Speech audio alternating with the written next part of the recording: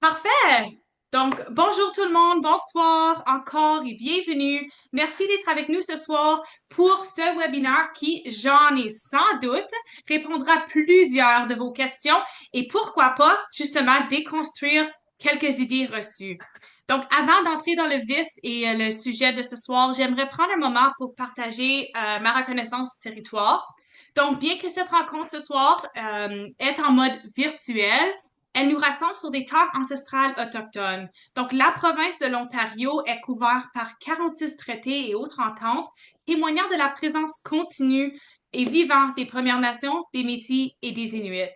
Donc, pour ma part, je vis et je travaille dans une communauté du nord de l'Ontario, Timmins, justement, qui est située sur le territoire visé par le traité numéro 9, territoire traditionnel des peuples Cris, Ojibwe, Ojikri, ainsi que du peuple Métis. Je suis profondément reconnaissante d'habiter et de travailler sur ces terres. J'aimerais exprimer ma gratitude envers les peuples autochtones pour leur lien durable avec ce territoire et réaffirmer mon engagement à bâtir et à entretenir des relations respectueuses, durables et significatives avec leur communauté. Donc, je me présente brièvement. Je m'appelle Julie Pilon. Je suis intervenante pivot chez Parents Partenaires en éducation, aussi connue sous le nom de PPE. Pour ceux et celles peut-être qui entendent parler de PPE pour la première fois ce soir, nous sommes le réseau provincial des parents francophones de l'Ontario. Donc, on collabore avec les 12 conseils scolaires francophones et le consortium Centre Jules Léger, justement dans le but d'accompagner, d'outiller et d'éclairer les parents afin d'optimiser leur parcours de premier éducateur. C'est dans le cadre de nos soirées parents, offertes justement dans nos projets d'engagement des parents, que nous vous proposons cet atelier ce soir. Je vous invite à nous suivre sur les réseaux sociaux pour découvrir tous les autres belles initiatives et services auprès de PPE. Donc, en septembre prochain, justement, pour moi, un de mes enfants fera son entrée à la maternelle. Alors, comme vous, possiblement, je me pose plein de questions et je me prépare. Donc, et j'ai très hâte d'entendre justement ce que Mélanie va nous partager ce soir. Je sais que cet atelier me sera utile et j'espère que ça vous sera aussi. Donc, en tant que parent, on se sent souvent prise entre les attentes, des comparaisons et beaucoup d'informations qui est parfois même contradictoire. Donc, sur ce, que nos enfants devraient savoir avant d'aller à l'école. Donc, cela peut vite devenir une source d'inquiétude, alors qu'en réalité, chaque enfant avance à son propre rythme.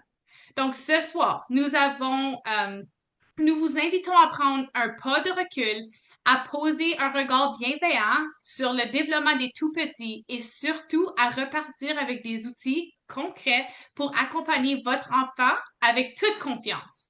Donc, pour nous guider dans cette belle réflexion, nous avons le plaisir d'accueillir ce soir Mélanie McDonald, qui est éducatrice de la petite enfance, travailleuse en éducation spécialisée et aussi maman qui partagera avec nous son expérience et ses précieux conseils. Donc, préparez vos questions, vos expériences et surtout accordez-vous ce moment d'échange et repartir avec des repères rassurants. Donc, je te lance la balle, Mélanie, et bonne soirée, bon atelier à tous. Merci énormément, Julie. Ça me fait plaisir d'être là ce soir. C'est ça, je suis éducatrice de la petite enfance inscrite et aussi technicienne en éducation spécialisée. Et puis, ça fait 20 ans, cette année, ça fait 20 ans que je travaille auprès des enfants et de leurs familles. Puis, mon expérience comme maman m'a aussi permis de vivre ces moments-là, d'envoyer mes enfants à l'école pour la première fois. Et puis, je vais vous partager un peu de cette histoire-là ce soir. Donc, merci énormément d'avoir pris le temps d'être là avec nous ce soir parce que, en tant que parent, naturellement, vous vous posez probablement des questions, hein? On se pose des questions comme est-ce qu'il est prêt?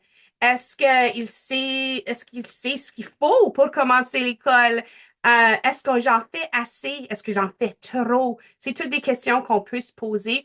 Puis ce soir, on va vraiment, dans les prochaines minutes, on va prendre des moments pour regarder la réalité du développement des jeunes enfants. Puis, on va vraiment, tu sais, prendre un moment pour voir, faire en sorte qu'on est bienveillant et réaliste dans tout ça. Donc, aujourd'hui, on va parler de 8 mythes qu'on entend souvent quand on se questionne face à la préparation à l'école. Ces mythes peuvent mettre la pression inutile sur nous et sur les enfants. C'est la dernière chose qu'on veut faire, hein? C'est déjà une grosse transition, c'est déjà une grande étape dans la vie, non seulement pour l'enfant, mais pour nous comme parents. Donc, la pression n'est pas nécessaire. Alors, on va déconstruire un à un ces mythes-là, puis on va voir que la recherche et le terrain, tu sais, les gens qui travaillent auprès de ces enfants-là, qu'est-ce qu'ils nous disent? Puis, ils vont nous rappeler que la maternelle, c'est une étape dans l'apprentissage des enfants et non pas une ligne d'arrivée. Donc, installez-vous confortablement, allez vous chercher un café, installez-vous. On va vous demander de garder votre cœur et votre esprit ouverts. Puis, faut pas oublier que chaque enfant est unique et votre rôle, c'est de l'accompagner là où il est et pas de le pousser où ce que vous croyez qu'il devrait être. Hein? Donc, moi, je vais commencer en partageant un peu ma petite histoire personnelle parce que moi, j'ai envoyé 2 garçons à l'école et puis mon plus jeune est en première année. Donc, ça fait juste quelques années depuis sa transition vers la maternelle. Et puis, les transitions vers la maternelle pour mes 2 garçons étaient complètement différentes. Donc, pour mon premier, on a fait tous les programmes hein, de préparation à l'école. On allait au centre On y va. On allait au petit programme qui se passait pendant l'été aussi pour la préparation. Et moi, je le pensais tellement prêt. Tout allait bien. Tout le monde était confiant dans où ce qu'on s'en allait. Puis, je vais me permettre de vous partager sa petite face lorsqu'il a pris l'autobus pour la première fois. Donc, regarde sa petite face. Oh, ça a brisé mon cœur. Moi qui pensais qu'il était tellement prêt, tellement confiant. Puis ça, c'est la dernière petite face que j'ai vue quand il embarquait sur l'autobus. Mais on voit qu'en revenant, regarde le beau sourire. La confiance était revenue, puis il a toujours beaucoup aimé aller à l'école. Puis là, si on parle de mon deuxième, ben, c'est un enfant qui est né pendant la pandémie. Les programmes de préparation à l'école n'étaient pas en place. J'avais pas pu faire toutes les choses préparatives que j'avais fait pour mon premier. Puis moi, je me sentais pas prête pour qu'il commence la maternelle. Mais si on défile, monsieur qui était, que moi, je pensais était pas prêt, regarde le gros sourire en embarquant sur l'autobus, confiant comme tout. Mais lui, en arrivant, c'est encore, il était tellement fatigué que c'était la couverte et le pouce en arrivant de l'école. Donc, c'est juste pour vous montrer que ce n'est pas un processus linéaire. Ce n'est pas du tout l'enfant est prêt ou pas prêt pour l'école. Il y a beaucoup de zones grises dans tout ça. Il y a beaucoup, tu sais, on ne sait jamais comment eux vont réagir, comment nous, les facteurs extérieurs. Ça fait jamais qu'on peut se dire, là, mon enfant est prêt ou mon enfant n'est pas prêt. C'est tout est sur un continuum, puis on va aller démystifier les mythes. Parce que je suis certaine qu'il y a plein de mythes que peut-être vous trotte dans la tête. Donc, c'est ça. Commençons avec, je vais pour faire un petit jeu des caméras, mais je pense qu'avec l'enregistrement, ça va moins bien fonctionner. Ça fait qu'on va juste se lancer tout de suite dans les mythes. Puis je vais vous partager un site web ce soir, puis que Julie va vous faire parvenir par la suite aussi, qui est un site web fantastique pour la préparation à l'école. C'est un site web du Centre Franco, des ressources pédagogiques, et puis on va les naviguer aujourd'hui. Donc, je vous partage mon écran. Et un par un, on va démystifier ces mythes-là. Donc, le premier, c'est mythe numéro 1. L'enfant doit savoir tenir un crayon colorié entre les lignes et découper en suivant une ligne avant son entrée à l'école. Qui pense ça? Il y en a-t-il qui se disent, oh oui, ça c'est important, il faudrait que mon enfant puisse faire ça avant de commencer. Je vois des hochements de la tête à l'écran. Hein? C'est des fois des choses qu'on a entendues. Donc, allons démystifier cela. Je vais cliquer sur le premier. Donc, oui, c'est un mythe. Donc, avant même de penser à mettre un crayon dans la main de votre enfant, c'est important de comprendre comment son corps se développe. Donc, plus un enfant a l'occasion d'explorer des grands mouvements. Donc, quand on parle de, des mouvements avec les épaules, les bras, les cuisses, les jambes, plus il va développer la force et la coordination qu'on a besoin pour tenir un crayon. Donc, des fois, on s'attarde aux petits détails, mais pense à tous les forces, je vais me prendre le crayon, pense à tous les forces que ça prend et tous les muscles que tu vas utiliser lorsque tu vas tenir un simple crayon entre les doigts. Donc, pour se préparer à ça, c'est que c'est pas d'asseoir l'enfant puis de dire tiens, un crayon, puis on commence comme ça. C'est plutôt d'explorer le grand mouvement et de développer ces muscles-là pour qu'il puisse avoir les muscles nécessaires dans le poignet et dans les doigts pour tenir le crayon. Donc, c'est absolument pas vrai qu'ils doivent tenir un crayon découpé et tout avant qu'ils débutent l'école. Donc, au lieu de leur donner tout de suite un crayon, ce qu'on veut faire, c'est l'encourager à bouger ses bras au complet à partir de ses épaules. On veut qu'il grimpe, on veut qu'il rampe, on veut qu'il se balance. Hein? On veut qu'ils font toutes ces choses-là. Puis, ça va mener à développer les muscles nécessaires pour éventuellement se rendre à la tenue d'un crayon. C'est en renforçant ces grands muscles qu'il va tranquillement acquérir la précision nécessaire pour tenir son crayon un peu plus tard. Donc, oui, c'est un mythe. Puis, si on défile vers le bas, il nous donne plein de stratégies. Donc, des idées d'activités, des possibilités, de choses qu'on peut faire pour préparer notre enfant à pouvoir éventuellement tenir un crayon. Mais c'est aucunement l'exigence pour commencer la maternelle. Donc, premier mythe déjà démystifié. Là, on va retourner. On va égaler avec le deuxième.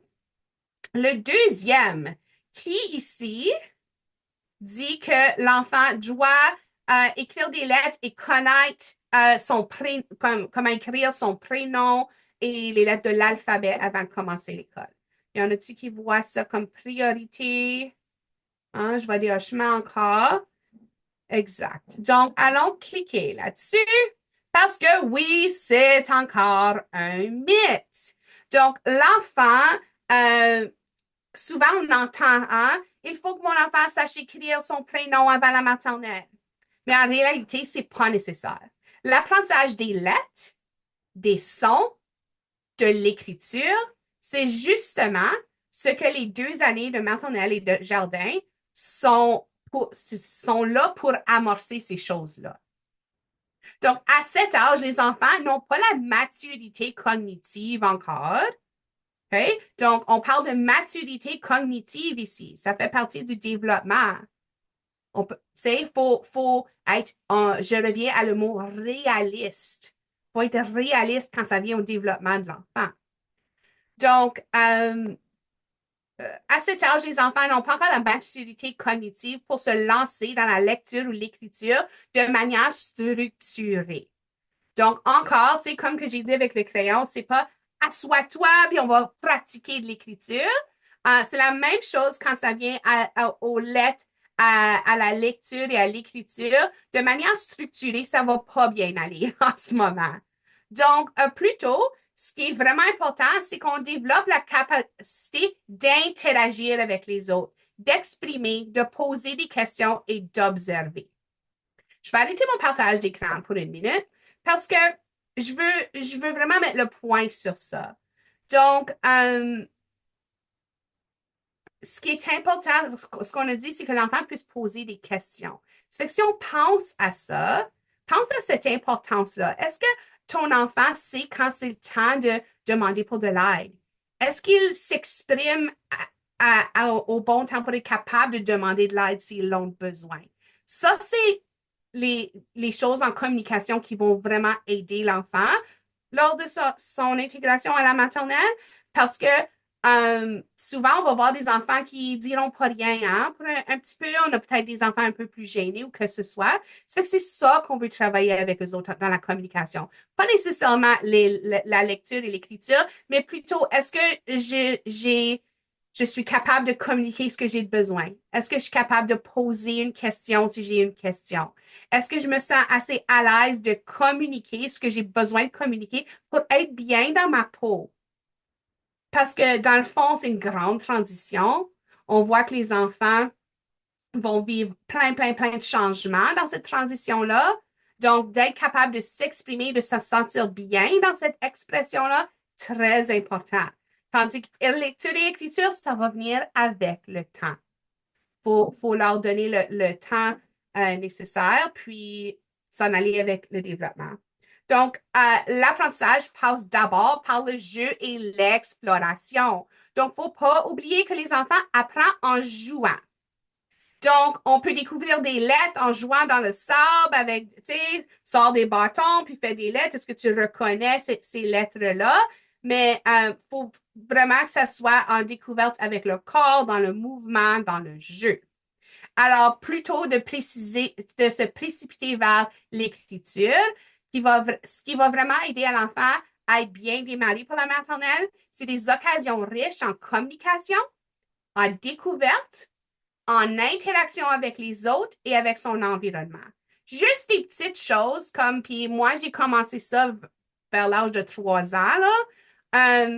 Tu sais, qu'il parle à la madame à la caisse quand il va à l'épicerie. Qui, si vous allez au restaurant, est-ce qu'ils peuvent dire, oh, moi, je voudrais un jus d'orange? Juste des petites choses comme ça, d'encourager ton enfant à communiquer dans des moments très réguliers, va bâtir leur confiance et faire en sorte qu'ils vont être prêts à poser les bonnes questions, à s'exprimer lorsqu'ils vont avoir besoin, lorsqu'ils vont arriver à la maternelle. Donc, c'est des petites choses que des fois semblent banales, mais c'est vraiment dans notre quotidien que ça va se passer. Il ne faut pas aller à l'extérieur de notre quotidien puis avoir des moments précis, plutôt les incorporer dans notre tous les jours, dans nos habitudes puis dans nos interactions de tous les jours. Donc, c'est ça, on va retourner à notre cher site web.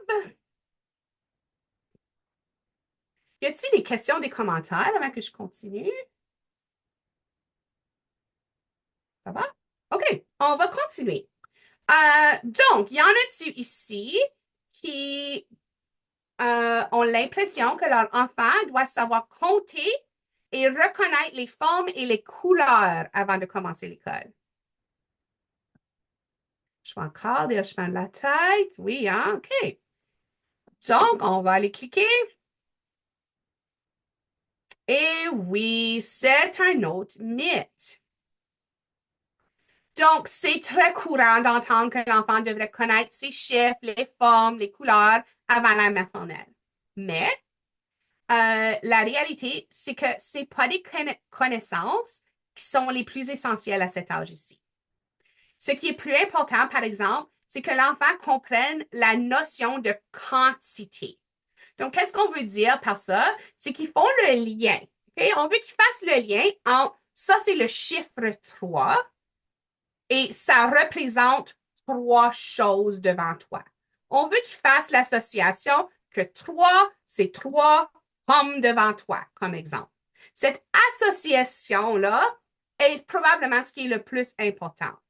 En ce qui concerne les formes et les couleurs, quand on regarde la grille de développement, ça nous dit que ce n'est pas nécessaire qu'un enfant les connaisse toutes avant d'entrer à la maternelle.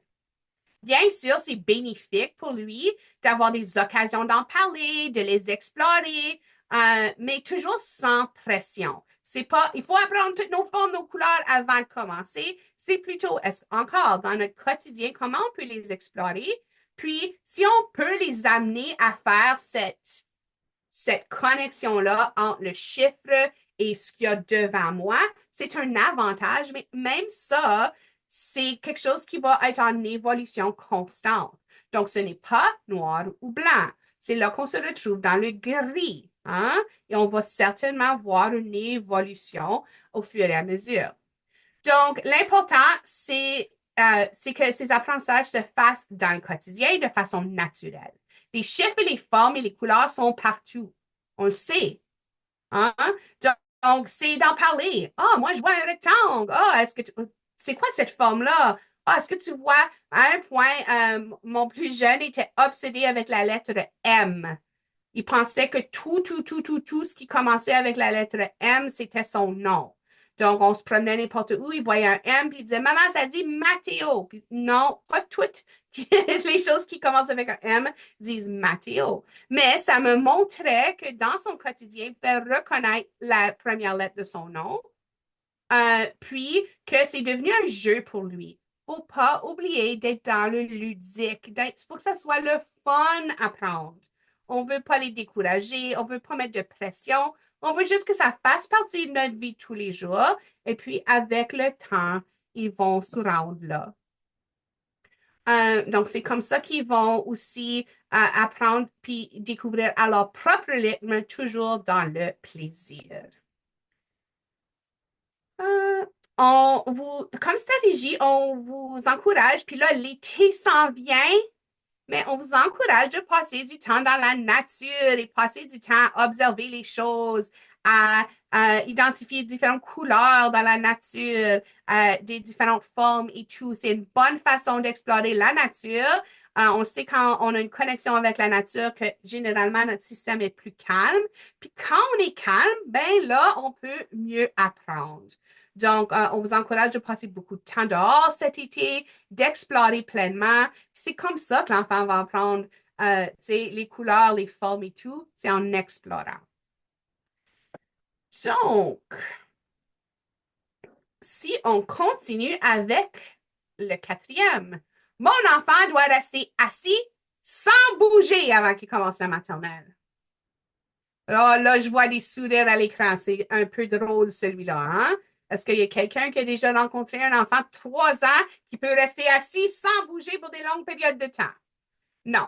Moi, j'en ai 30. Je vais avoir 38 ans la semaine prochaine, puis je peux encore pas m'asseoir pour des longues périodes de temps assise, tranquille, sans déranger. Donc, comment est-ce qu'on peut s'attendre qu'un enfant de 3 ans peut le faire?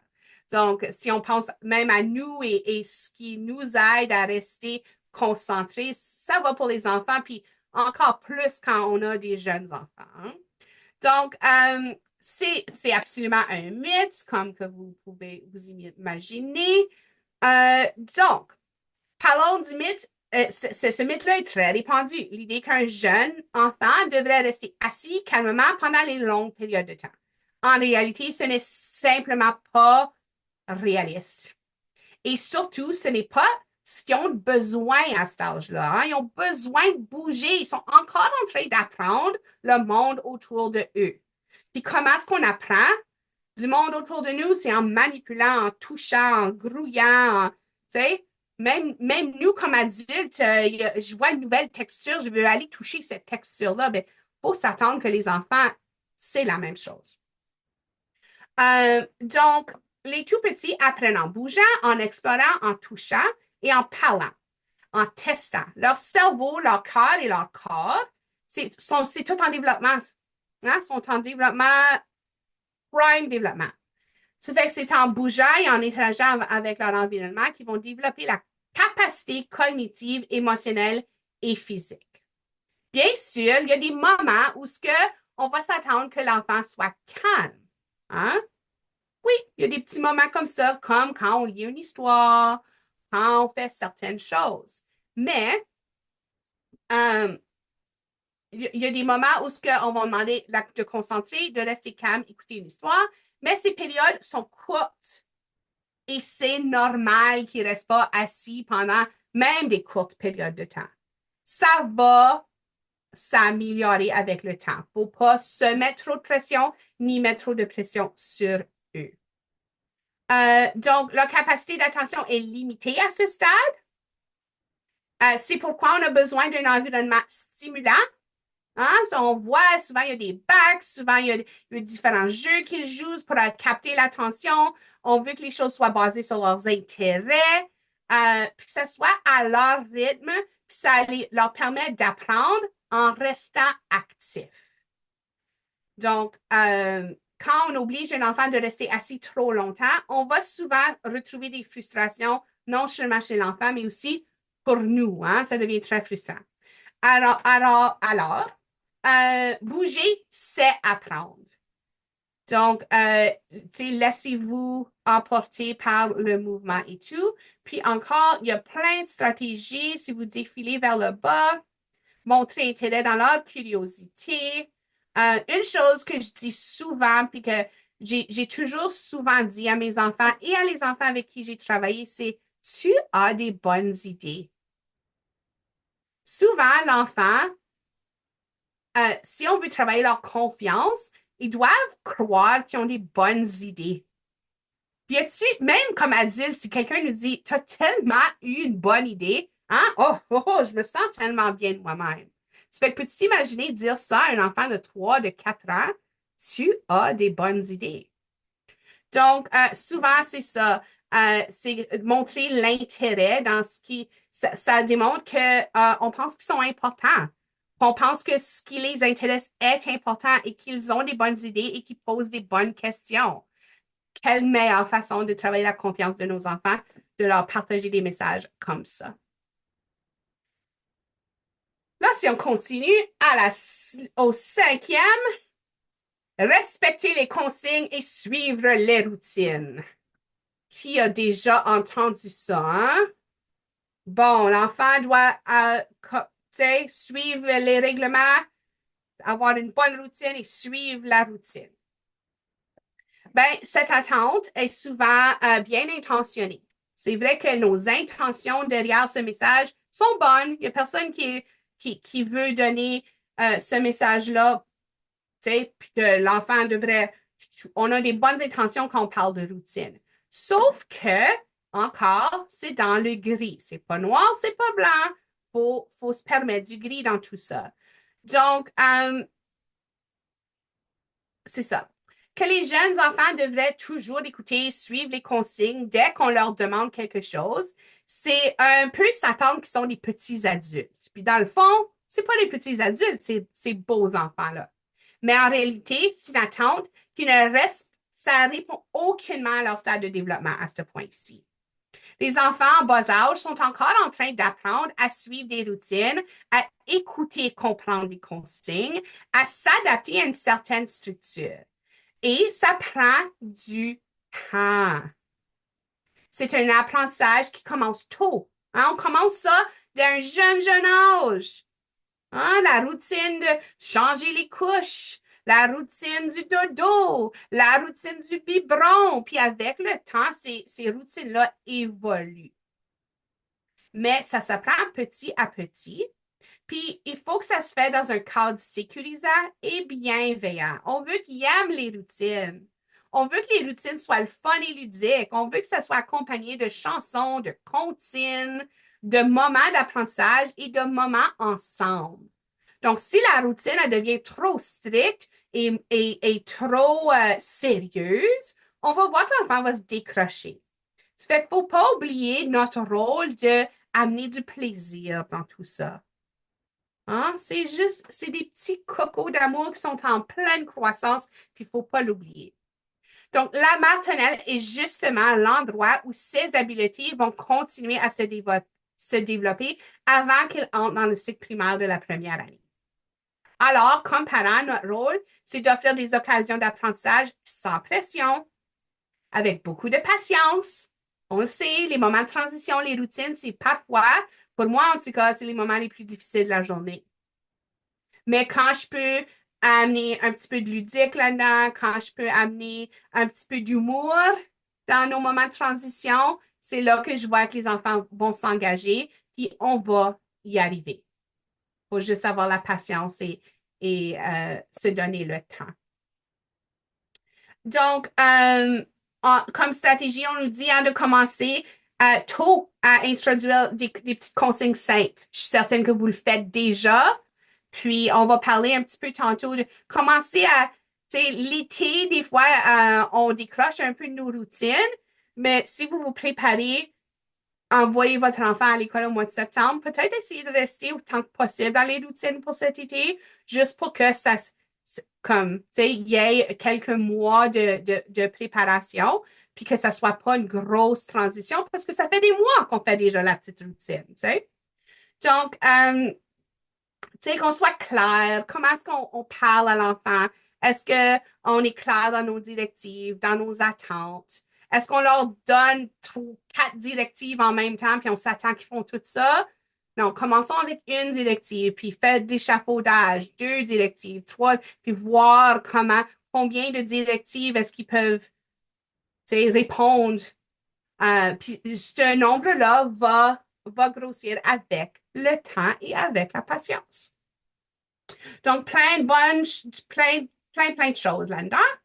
Euh, je- Vous allez avoir accès. Euh, OK. Ça, c'en est une grosse. Ça, c'est un gros mythe que même moi, avec 20 ans d'expérience dans le domaine, que c'est un mythe que je croyais sincèrement et que j'ai pratiqué. Puis là, là, maintenant que je sais ce que je sais, tu sais, on ne sait jamais ce qu'on ne sait pas. Mais là, je sais ce que je ne savais pas. Jamais que j'aurais fait ça, mais on parlait souvent de il faut se pratiquer à se séparer de maman et de papa avant l'école. Hein? Il y en a-tu qui ont déjà entendu ça? Pas certain que vous pratiquez de vous séparer de votre enfant et tout. Donc, dans le fond, oui, absolument, c'est un mythe. Donc, l'enfant doit passer du temps sans ses parents pour être prêt pour l'école. OK? Donc, c'est un mythe qui vient avec des conditions, on va dire. OK? Donc, en réalité, c'est souvent le contraire qui est vrai. OK? Donc, c'est pas de se séparer de maman et papa qui devient le but ultime. C'est plutôt de se sentir tellement bien dans sa relation avec maman et papa quand il est avec les parents que quand il les laisse, il se sent tellement bien, son style d'attachement est tellement, tu sais, son attachement est tellement sain que ça ne le dérange pas parce qu'il reconnaît qu'il y a une sécurité là et que le parent va revenir et qu'il n'y aurait pas des longues périodes de temps sans ses parents. Donc, c'est de travailler cet attachement-là. Donc, ce n'est pas de la séparation précoce qui rend un enfant autonome ou confiant. C'est plutôt la sécurité affective qu'il développe dans la relation avec ses parents et les adultes significatifs dans sa vie. C'est en se sentant aimé, écouté, compris, qu'un enfant développe la base solide dont il a besoin pour aller explorer le monde. Parce que j'ai pas besoin de m'inquiéter de ça. Tu sais, j'ai pas besoin de m'inquiéter que maman, papa vont disparaître, que mon lien d'attachement va disparaître. Je suis sécure, je me sens bien là-dedans. Ça fait que là, quand je me sens bien là-dedans, je peux me permettre d'aller explorer le monde un petit peu plus. Alors, le développement de l'attachement, c'est fondamental. Et ça commence avec des liens forts, constants et rassurants. Une fois que cette base est bien ancrée, l'enfant euh, peu à peu s'ouvrir à d'autres personnes et à de nouveaux environnements, que le parent soit présent ou non. Si le lien d'attachement est sécure, l'enfant va vouloir explorer. Et c'est dans ce contexte qu'il commence à développer sa confiance en lui, son autonomie naturelle et à son rythme. Hein? Donc, quand on commence à pratiquer des choses comme la séparation précoce, bon, il commence l'école dans 6 mois, je vais me trouver une gardienne, je vais faire sortir qu'on a un adolescent qui vient à tous les deuxièmes vendredis, puis qu'on pratique de se séparer, puis ça va être la grosse crise, puis ça, OK, c'est pas la méthode à utiliser. Puis, c'est pas ce qui va créer un lien sécurisant avec ton enfant. Donc, ce qu'on veut, c'est ce lien-là pour que la séparation se fasse naturellement, puis s'inquiète jamais que l'attachement va disparaître. Tu vois, la petite cocotte, on a tous vu un enfant qui est comme, puis ça va peut-être arriver, peut-être qu'on va faire les meilleurs efforts, ça fasse la planète pour avoir ce lien-là, puis peut-être qu'on va quand même avoir ce moment-là. Mais je peux vous garantir que s'il y a un lien sécurisant, que la relation et le lien est solide, que ça ne va pas durer longtemps. Il va peut-être faire ça 1 ou 2 journées. Ils vont peut-être faire ça pour quelques secondes, mais dans le fond, ça va durer beaucoup moins longtemps que si on n'avait pas investi dans cette relation-là dès le début. Hein? Ça vous rassure un peu? Je vois des comme, ah, hein? Parce que souvent, ouais, c'en est un que moi, je croyais sincèrement, puis que je fais comme, oh, c'était tellement pénible de les laisser, puis d'entendre le criage et le, non, maman, tu sais, ça fait que à le refaire, je ne pratiquerais pas avec, j'avais un gardien adolescent qui venait à tous les deuxièmes vendredis pour faire la transition, et je changerais mon approche aujourd'hui. OK. On est sur le 6e. Donc, il nous reste 2 autres mythes. Euh, donc, le 7e mythe, c'est ici, comme ça. Bon, le 7e, c'est mon enfant doit être capable de s'habiller autonome. Toute seule, il doit être capable de s'habiller. Je sais pas, mais je pense que si je vous demandais, est-ce que vos enfants sont capables de s'habiller de la tête aux pieds seuls? Non, ils ont peut-être une botte de caoutchouc sur le mauvais pied. Ça va peut-être marcher en canard pour la moitié de la journée. Il y en a peut-être qui c'est comme non, absolument pas. Tu sais, faut pas avoir de grosses attentes quand ça vient à ça. Parce que tout le monde, encore, comme toute autre chose, va se développer à son propre rythme. Je vois qu'il y a quelque chose dans le chat. Je vais juste. Ah oui, là, on parle des habits de neige. Donc, tu sais, on commence l'école au mois de septembre, c'est l'automne. Souvent, c'est juste un petit manteau. Mais en dans 2 mois, on va avoir besoin des pleins habits de neige. Donc là, hey, la game, elle change, là. Juste parce qu'il était prêt à mettre ses espadrilles puis un petit manteau, ne veut pas dire qu'il est prêt pour l'habit de neige qui va venir au mois de novembre, au mois de décembre. Ça fait qu'il ne faut juste pas oublier que tout le monde va développer à son propre rythme. Donc, parlons un peu d'autonomie. Qu'est-ce que ça veut dire? On peut parfois avoir des attentes irréalistes, comme celle qu'un enfant de 3 ans devrait être capable de s'habiller complètement toute seule. Mais, encore, si on s'en va voir la grille de développement, à ces âges, un enfant peut commencer à s'habiller, oui. Tu sais, il devrait avoir l'initiation de comme, sont où tes choses, reconnaître quel est ton manteau, c'est quoi tes choses. Il devrait être capable de reconnaître ça, puis commencer à avoir un petit peu d'initiative, mais avec de l'aide.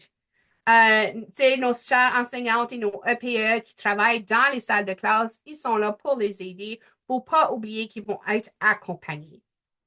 Donc, c'est tout à fait normal. Chaque enfant est unique et il va développer son autonomie. Il y en a qui ça va être plus tôt, il y en a que ça va être plus tard.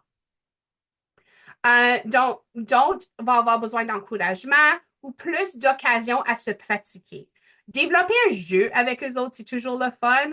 Tu sais, une course pour s'habiller ou développer comme des petits jeux ludiques ou ce que, tu sais, moi, souvent, je faisais semblant de mettre leur manteau. Ils disaient, maman, c'est trop petit ou madame, c'est trop petit. Tu sais, juste essayer d'avoir du plaisir avec tout ça. Ou moi, je mettais des fois mes vêtements à l'envers pour voir s'ils remarquaient.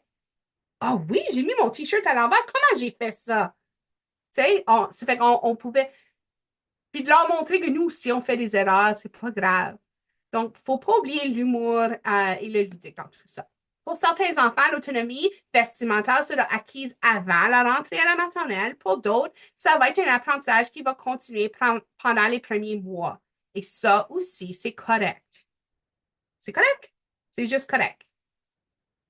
Ce qu'il faut retenir, c'est que l'autonomie ne s'impose pas. Le plus qu'on va essayer d'imposer l'autonomie, le plus que l'enfant va résister. Il faut vraiment que ce soit leur choix.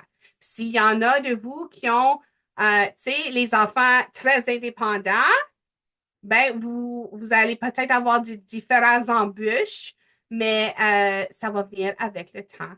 Donc, il faut donner à l'enfant la chance de s'exercer, même si ça prend du temps, même si les manches sont à l'envers ou les souliers sont sur le mauvais pied.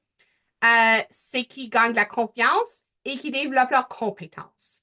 Au fond, il vaut mieux voir ces habiletés comme des étapes à franchir, donc qu'on franchisse des petites étapes progressives, plutôt comme exigence de absolument, il faut qu'il soit capable de s'habiller de la tête aux pieds avant qu'il commence l'école au mois de septembre. OK? Donc, on n'a même pas cliqué, mais oui, comme stratégie, on encourage l'indépendance. Ça fait que si on veut qu'ils développent l'indépendance, il ne faut pas juste donner de l'indépendance dans s'habiller. Il faut aussi donner, donnez-leur des opportunités de vous aider dans la cuisine.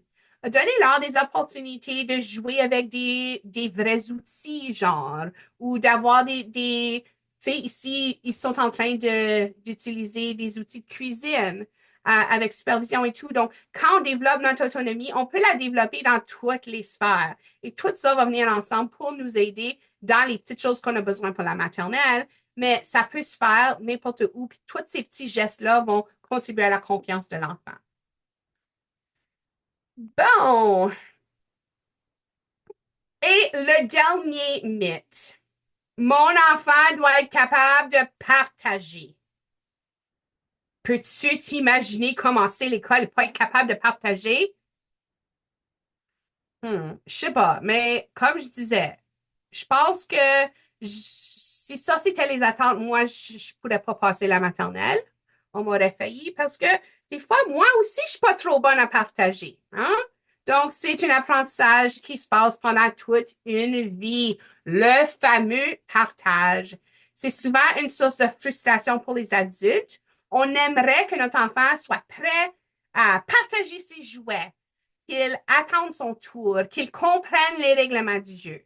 Mais il faut se rappeler une chose essentielle. À l'âge préscolaire, le partage n'est pas encore acquis. Donc, ce serait vraiment pas normal que votre enfant de 3 ans soit parfaitement correct avec le partage. Hein? Donc, avant la maternelle, la plupart des enfants n'ont tout simplement pas encore la maturité cognitive. On revient à le développement cognitif de l'enfant pour partager de façon constante. Il y a peut-être certaines choses, on va le voir, ça ne dérange pas de partager un craquelin, on va dire. Parce que je sais que j'ai toute une balle de craquelins, puis que je peux partager mes craquelins, puis on va m'en donner d'autres. Mais si on demande de partager son jouet préféré, c'est peut-être la crise. Mais il faut réaliser que comme ça prend bien des choses pour être capable de partager. Il faut de l'autorégulation émotionnelle. Il faut, comme, il y a juste tellement de choses. Donc, c'est pas égoïste, c'est simplement une étape normale du développement. Mais la bonne nouvelle, c'est que ça se développe. Pas en forçant l'enfant à prêter ses choses, mais en lui offrant des occasions positives d'interagir, vivre des émotions, d'essayer. Ce fois-ci, tu n'as pas été capable de partager. Ça ne veut pas dire que tu ne vas pas partager pour le restant de tes jours. Ça veut dire que ce fois-ci, ça n'a pas fonctionné, notre affaire. Pas grave. C'est pas grave. Il va y avoir plein d'opportunités dans la vie de partager. Donc, vivre des émotions, d'observer, d'essayer, parfois d'échouer et de recommencer. Ce sont toutes ces petites expériences qui l'amènent graduellement à comprendre l'autre, à ressentir de l'empathie, à commencer des partages un petit peu à la fois. Donc, en maternelle, entouré de d'autres enfants et guidé par des adultes bienveillants, notre enfant aura encore plus d'occasions pour développer ses habiletés sociales. Alors, soyons patients. Hein? Le partage n'est pas un réflexe naturel à 3 ans et 4 ans. Le réflexe naturel, c'est de faire non, ça c'est à moi. Il faut se dire, c'est pas que mon enfant est en train de ne pas faire un bon choix ou qui va contre ce qu'on veut. C'est son réflexe naturel. C'est où il est rendu dans son développement et c'est correct. Hein? C'est là comme notre phrase de ce soir. C'est correct. C'est pas grave. C'est correct. C'est là qu'ils sont rendus. On va rester patient. Donc, voilà les 8 mythes. Allez explorer le site web. Je vous dis, il y a tellement de choses. Il faut être modèle de partage. On nous donne plein de stratégies. Encourager l'enfant de patienter quelques secondes. Donc, juste travailler cette patience-là euh, peu à peu. Donc, plein de choses que vous pouvez aller explorer. Là, je vois qu'il nous reste déjà juste 15 minutes. Donc, continuons. Parce que j'ai encore plein de choses à vous dire. Donc là qu'on a démystifié tous ces mythes-là, j'aimerais vous partager des choses qu'on peut concrètement faire. Donc là, on a quelques mois, on disait que c'est le temps parfait parce que vous avez encore quelques mois. C'est pas trop long où ce que l'enfant va être comme, OK, tu sais, je vais jamais commencer l'école parce que pour eux, quelques mois, ça peut se sentir comme très longtemps. Mais c'est aussi pas trop court parce qu'on peut vraiment implémenter des choses avant qu'on commence au mois de septembre. Donc, comment préparer mon enfant afin de la séparation puis à l'entrée à l'école pour que ça soit harmonieux et sans défi? Ben, je vous le dis tout de suite, il va y en avoir des défis. Donc, si votre attente, c'est qu'il va y avoir zéro défi à l'entrée à l'école, déjà, vous partez pas du meilleur pied parce qu'il va en avoir des défis. C'est comment on fait face à ces défis-là, c'est ça qui est important. Donc, on a parlé un peu d'établir une routine. Hein? Donc, mettez en place une routine matinale claire et prévisible. Donc, moi, je commencerai comme tout de suite. Si vous pouvez, juste les choses qu'il va falloir qu'ils fassent avant l'école. Donc, avant d'aller à l'école, on se brosse les dents, on mange un petit déjeuner, on sort notre linge, ces petites choses-là, commencez tout de suite. Commencez tout de suite à instaurer cette petite routine-là. J'avais parlé de l'été. Euh, donc, souvent, on laisse la routine de côté. Pour l'été, essayez de rester autant que possible. Puis même si c'est comme nous autres, on va vivre au camping cet été. C'est certain que la routine va avoir de la différent. Mais tu peux quand même faire comme les choses dans l'ordre que tu vas les faire pour l'école. Tu peux quand même si tu es au camping, comme exemple, tu peux quand même brosser les dents, manger un déjeuner, choisir ton linge et commencer ces petites étapes-là pour que ça devienne une habitude.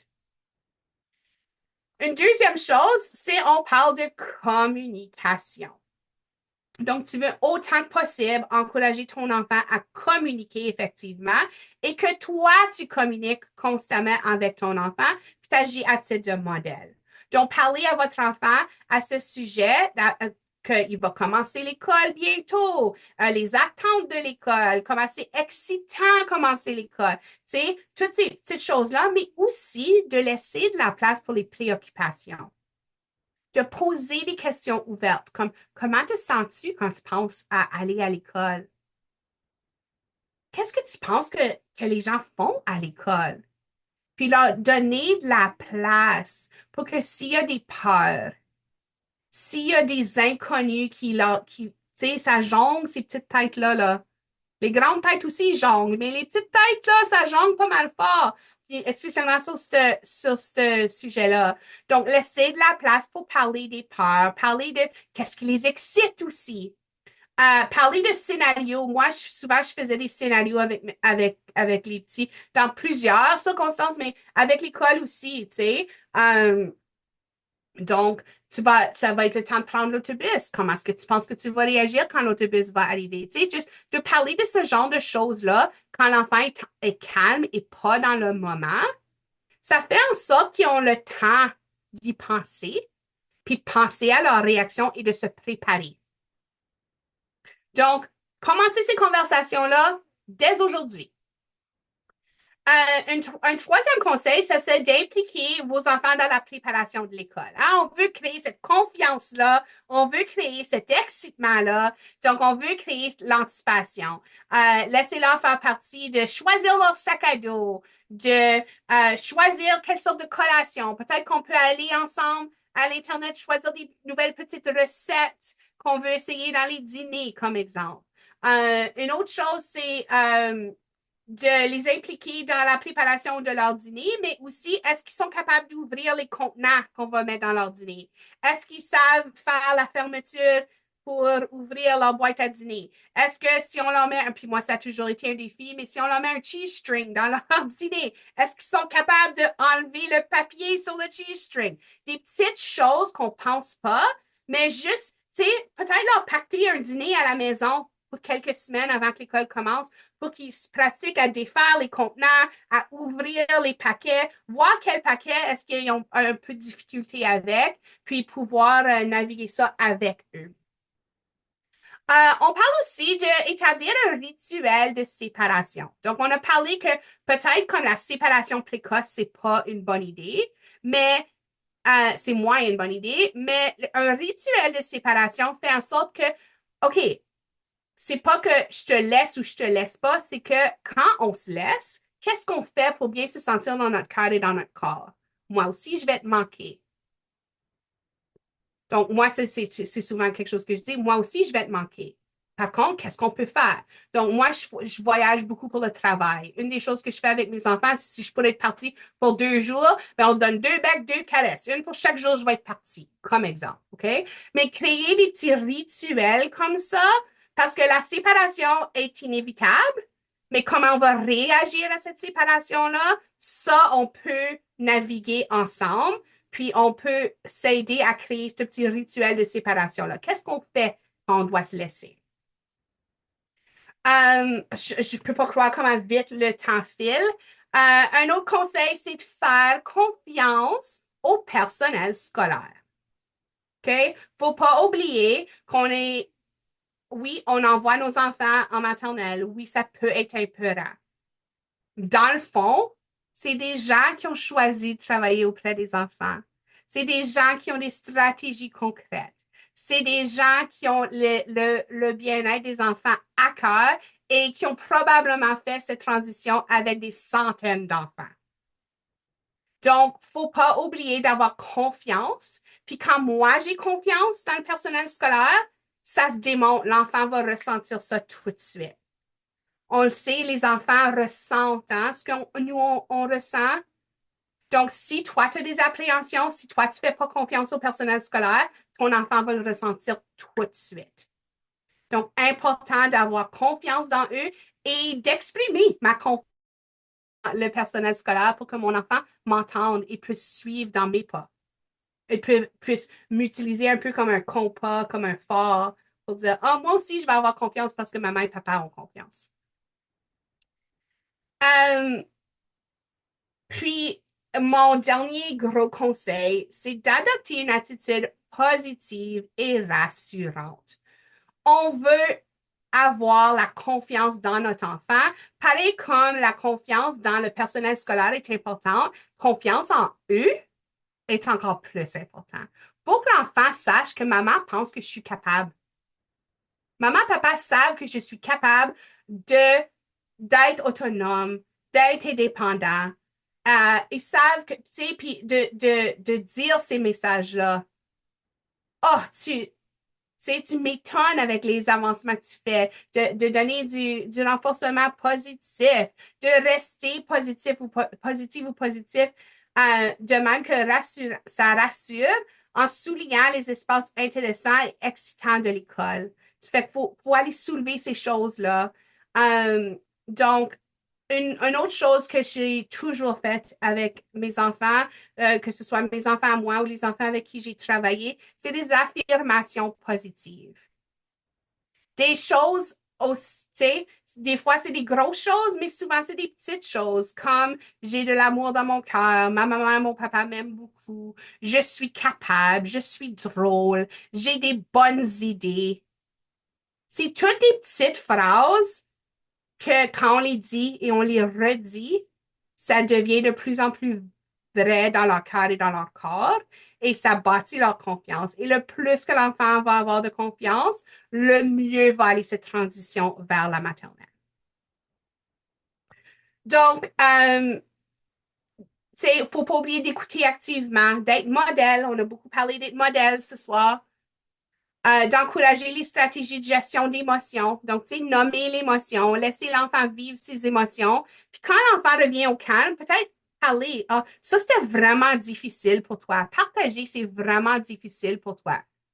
comment est-ce qu'on pourrait partager mieux la prochaine fois? Qu'est-ce qu'on pourrait faire la prochaine fois? Ça t'a rendu vraiment triste. Est-ce que tu peux m'expliquer pourquoi tu as tellement de peine dans ton cœur? Donc, juste ouvrir ces conversations-là pour tous contribuer à la confiance. Euh, on veut toujours favoriser la communication ouverte, créer un environnement sûr. On a parlé de créer cet environnement-là, ces routines-là. On peut aussi utiliser des outils visuels. Donc, si vous voyez, puis je suis certaine que c'est la réalité pour certains, où ils s'en vont à l'école en français, mais il y a beaucoup d'anglais qui se passe à la maison, ou peut-être que le français, c'est pas votre langue première. Donc, dans ces cas-là, des outils visuels va beaucoup vous aider. Hein? Puis à apprendre le vocabulaire pour s'intégrer dans l'environnement francophone. Il faut jamais, jamais, jamais oublier de célébrer les progrès. Faut célébrer toutes ces petites choses-là qui bâtissent la confiance de votre enfant, puis célébrez-les pour vous aussi, parce que nous aussi, on fait des grands pas. Nous autres aussi, il faut faire preuve d'autorégulation. Nous autres aussi, il faut faire preuve d'agilité dans les transitions et tout. Ça fait que pour nous aussi, hein, des fois, c'est le temps de célébrer puis de reconnaître, wow, on est venu de loin puis regarde où ce qu'on est rendu.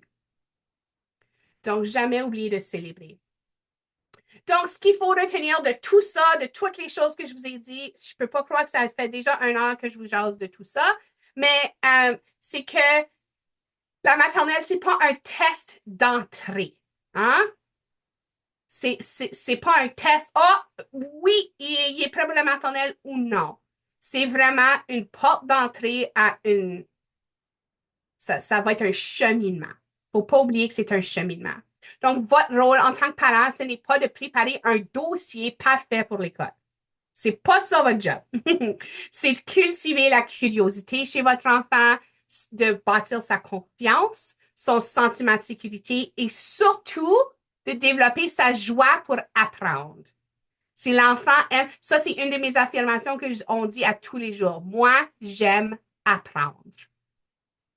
Chaque enfant se développe à son rythme et c'est en jouant, en explorant, en étant entouré d'adultes bienveillants, pareils comme vous, qui va acquérir ce dont il a besoin pour bien démarrer la maternelle. Donc, je vous remercie énormément d'avoir pris ce temps avec nous ce soir pour voir ces choses-là. Puis j'espère que on va vous envoyer plein de ressources aussi. J'ai des articles, d'autres sites web et tout à consulter que Julie va vous faire parvenir. Puis c'est juste, soyez, soyez gentils envers vous-même. Ça prend du temps, puis c'est correct que ça prend du temps. Donc, merci énormément d'être là ce soir. Puis, s'il y a des questions, des commentaires, on peut ouvrir cette petite session-là maintenant.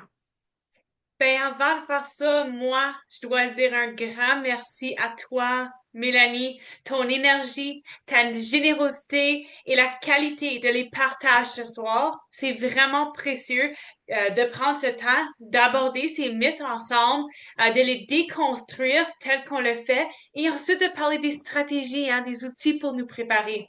Moi, j'ai particulièrement apprécié, aimé comment te souligner que tout au long de la présentation, que bouger, c'est apprendre. Et puis, à quel point c'est juste important de vivre dans le moment présent avec nos enfants. J'ai beaucoup apprécié. Donc, ça nous ramène à l'essentiel et ça fait du bien de l'entendre. Donc, personnellement, je repars de cette rencontre avec des repères beaucoup plus clairs et surtout une dose de confiance pour accompagner mon enfant dans sa rentrée là, qui aura lieu en septembre prochain. Donc, avant de se quitter, j'aimerais vous demander, s'il vous plaît, si vous pouvez prendre quelques minutes, je vais mettre un lien dans le chat. C'est un formulaire d'évaluation de la session. Et en le remplissant, vous avez la chance de gagner une carte cadeau de 50 $. Donc, s'il vous plaît, si vous pouvez prendre un moment. Et puis, justement, comme que Mélanie l'a souligné, moi, je vais m'occuper de vous faire un beau courriel de suivi. Vous aurez l'enregistrement. Donc, si vous jamais vous voulez retourner sur un point donc à l'aborder, Mélanie, là, vous allez avoir accès à l'enregistrement et plein de ressources que je vais partager avec tout le monde.